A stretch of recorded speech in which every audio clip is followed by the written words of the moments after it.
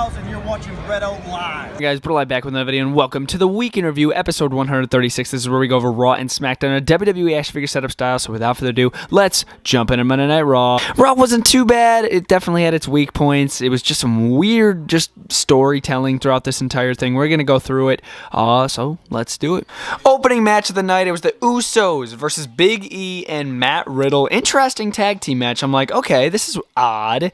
Usos from SmackDown finally giving us some build up to Survivor Series, going up against Big E and Matt Riddle. Matt Riddle oddly not teaming with Randy Orton. I thought this was just so weird, but then it just turned into a disqualification because Seth Rollins was on commentary and then just ran in the ring after Big E punched him in the face outside of the ring. So I'm like, okay, that was pointless. But then it turned into a six-man tag team match with Seth Rollins, who's on Team Raw this Sunday, teaming with members of Team SmackDown, the Usos. I didn't understand that whatsoever. But anyways, they went up against Big E and RK Bro. It was a pretty decent six-man tag team match, but I didn't really get the point of the four-man tag team match before the six-man. Just give us the six-man right off the bat. Like, I didn't understand that. But yeah, the tag team match was alright. In the end, it was kind of a dumb ending. Seth Rollins just randomly rolled up Matt Riddle and was able to pick up the victory. I'm like, what? So they ended it pretty garbagely. But then Randy Orton and Big E hopped in the ring, and then they just started beating on the Usos after the Usos tried sneak attacking Big E. So I guess that was kind of cool. The faces still reign supreme, but for whatever reason, they wanted to give that win to Seth Rollins. For whatever reason, make him look better as team captain of Monday Night Raw going into Survivor Series, even though, oh my gosh, the build-up to Survivor Series has been so freaking bad. But yeah, there's literally been none. So there's literally been no build-up. So how could I even, you know what I mean? Oh, there's been none. Next matchup on the card, it was Bianca Belair going up against Tamina, and this was a match that nobody wanted to see. Bianca Belair obviously getting the win here. I mean, come on. She was able to show her feats of strength by picking up Tamina and hitting the KOD on her to win the match, and I was like, okay, that's nothing I haven't seen already. She's hit the KOD on multiple different people in the past. Tamina, I mean, a little bigger, but not too much crazy bigger than any other woman in the business. But yeah, she was able to beat Tamina, obviously, and then Doudrop came out and said, I'll be waiting for you after Survivor Series. I'm like, okay, who cares, Doudrop? You're super lame and boring. Oh my god, speaking of boring, moving over here, this was so bad. I had to cut off my live stream. If you guys were watching my live stream, I had to cut it off because I couldn't even bear to watch through this. The first match, it was Nikki Cross versus Selena Vega one-on-one. Selena Vega ended up winning. Who cares? Don't care. Garbage match. So freaking lame. Next match, it was Rio Ripley versus Carmel. Another match I did not want to see. And Rio Ripley was able to pick up the victory this time. And then Selena Vega basically just called Nikki Cross a loser. But yeah, in my opinion, both of these matches were so freaking pointless and so boring. I literally couldn't bear to watch them. I was on my phone the entire time, I'm going to be honest with you guys. And I literally, yeah, all I saw was the winners. It's just, oh my god. Moving over here was the Street Profits versus the Alpha Academy. This match was alright. Decent tag team action. As you guys know, I'm getting a little tired of the Street Profits. They do just the same freaking stuff every single week. Literally the same thing every single week.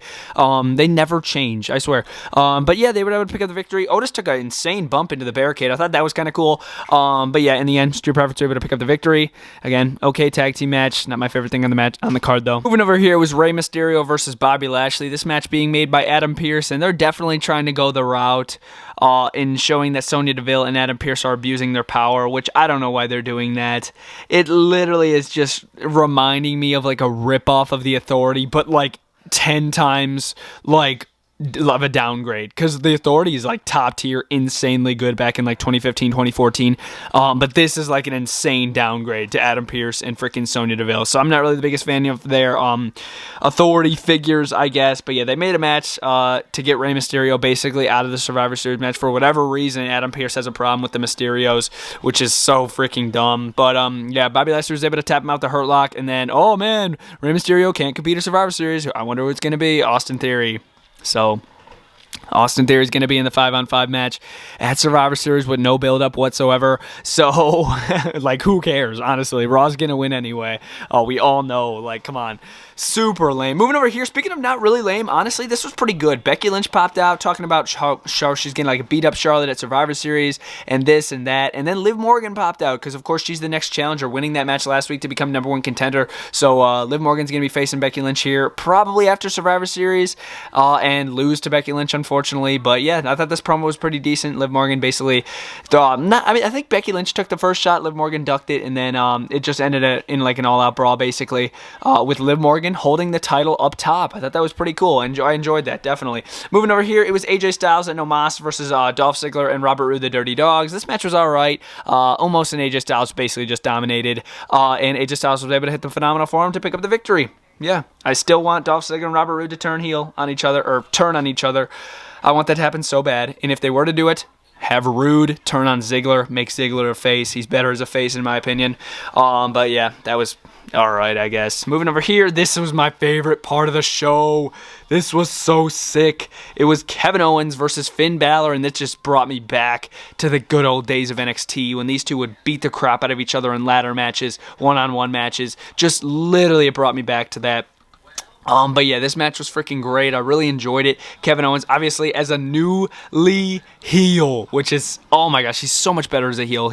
Honestly, he wasn't really the best face, in my opinion. He's always really been better as a heel, in my opinion. But yeah, this match was really good. In the end, Kevin Owens was able to pick up the victory with a stunner.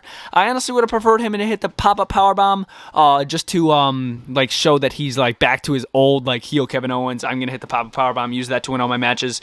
So I would have preferred him to win with the pop-up powerbomb. But yeah, he was still pretty cool to see him pick up the victory at the expense of Finn Balor. Though I'm not really too happy about that, because literally Finn Balor hasn't won a match in what feels like forever, which is so sad because it's Finn freaking Balor.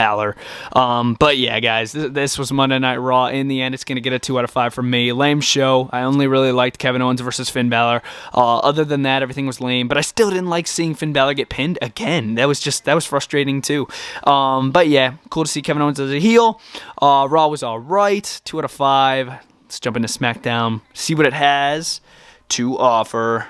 Look at those 4 AEW World Champions. Moving into SmackDown. SmackDown wasn't too bad, guys. I enjoyed a lot of things about this show, man. It's definitely going to get a decent rating in the end. But of course, it did have its weak points. It's WWE, so it's always going to have its weak points. But of course, before we get into it, Sonya Deville did announce a 20-man Battle Royal for Survivor Series, which is going to be epic, by the way. And also the releases of John Morrison, freaking Hit Row, Drake Maverick, Shane Thorne, and all those guys, Jackson Riker. Very disappointing. Mainly super disappointing for me personally. John Morrison, he was one of my favorites, dude. Always has been. Not just his figures, him himself. I've always liked him, so that was a little disappointing. But yeah, anyways, just wanted to let you guys know that. But anyways, gonna jump into SmackDown here. Let's do it. Starting over here, probably with the lamest thing of the night, it was Shayna Baszler and Natalya going up against Naomi and Aaliyah, and I'm like, okay, this shouldn't be a bad tag team match. I'm looking forward to it. The match, not even like 4 minutes long, and the referee just randomly counts a very fast count. 1, 2, 3. Boom. I'm like, wait, what the crap just happened? What? So I was like, what the crap just happened? So obviously Sonya Deville's behind this. Definitely told the referee to rig the match so then Naomi and Aaliyah lose, which is so stupid. And then the ref that made Naomi and Aaliyah lose in the end of the match, she confronted Sonya Deville later in the show in the backstage promo, and then she's like, wait, I don't know you, I don't know what happened, I don't know any of this, I don't talk to cricket referees. I'm like, oh my god, this is so freaking stupid. So this was totally garbage in my opinion. Obviously Sonya Deville was behind it. Moving over here to the best part of the entire show in my opinion, Sheamus, Cesaro, Ricochet, Jinder Mahal, Fatal 4-Way match. The winner is added to the 5-man SmackDown team, because of course Sami Zayn was removed from the team last week, so we need a 5th member, and I guessed it in my Survivor Series prediction video. Sheamus, I guessed it. I knew he was going to come back. I'm like, yeah, this man's going to return. He's going to jump right into the 5-man Survivor Series team with some help from Ridge Holland, that one Irish guy that he's been doing these backstage promos for the past couple weeks, and he's been saying how he's idol Sheamus and this and that. I'm like, I like this guy. So he pops out, causes a little distraction here for Sheamus. Sheamus is able to hit the bro kick, take out Cesaro, take out Ricochet. He hit a wicked bro kick to Ricochet, dude. It was insane. Ricochet went flying. I thought that was super epic. I really enjoyed this match. And like I said, Sheamus winning topped it all off. Really, again, it was bad to see Cesaro get pinned again and to see Ricochet lose again. That was a little disappointing. I always hate seeing guys like that, Cesaro and Ricochet, lose. But yeah, it was still cool seeing Sheamus pick up the victory, and he will be the 5th member of the SmackDown team. Moving over here, it was Schinsky Nakamura versus Angel Garza. This was pretty lame in my opinion. It was 1-on-1, not even like a 5-minute long match, I don't think. Schinsky Nakamura was able to hit the Kinshasa kick in the end. And then what's his name? Humberto Carrillo jumped the ring and took a cheap shot on Rick Boogs and then ran away. I was like, okay, this was kind of dumb. But yeah, Schinsky is able to pick up the victory over Angel Garza, making him look a little better going into Survivor Series against freaking what's his name? Damian Priest, and they haven't even interacted. How crazy is that? And they're having a pay-per-view match. Crazy, isn't that? Oh my God! Moving over here, it was Sasha Banks going up against Shotzi Blackheart in a one-on-one match. This match wasn't too bad actually. Shotzi Blackheart targeted the arm most of the match, which I thought was pretty interesting, and they topped it all off with Sasha Banks hitting the oh my God, what does she call it? The bank statement, but her right arm, or was it her left arm? It was one of her arms, but she needs both of her arms to do the bank statement, right? So she uses her leg because one of her arms is super injured. I'm like, dude, that was sick. So I thought that was really awesome how she used her leg and improvised because she wasn't able to use her arm, and she still won the match. And then Sonya Deville wanted him to shake hands in the end, so she did, and then she hit the backstabber on her, and I thought that was really cool.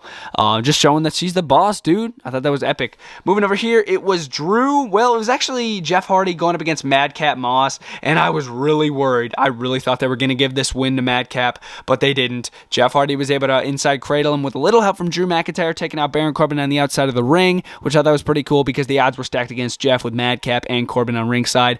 But yeah, this wasn't bad at all. Jeff Hardy and Drew McIntyre were able to kick some butt, take out both Corbin and Madcap. So the SmackDown team is working wonderful together because Corbin, Jeff, and Drew are going to be on the same team this Sunday. So yeah, that's a little crazy. But yeah, that wasn't too bad. Just a little fun for the show. Not too bad. Moving over here, the opening segment of the night, Roman Reigns had all the King stuff from Xavier Woods out in the ring, called out Xavier Woods, started destroying all the props that Xavier Woods uses to be king, and Xavier Woods is like, nope, the props don't make the man.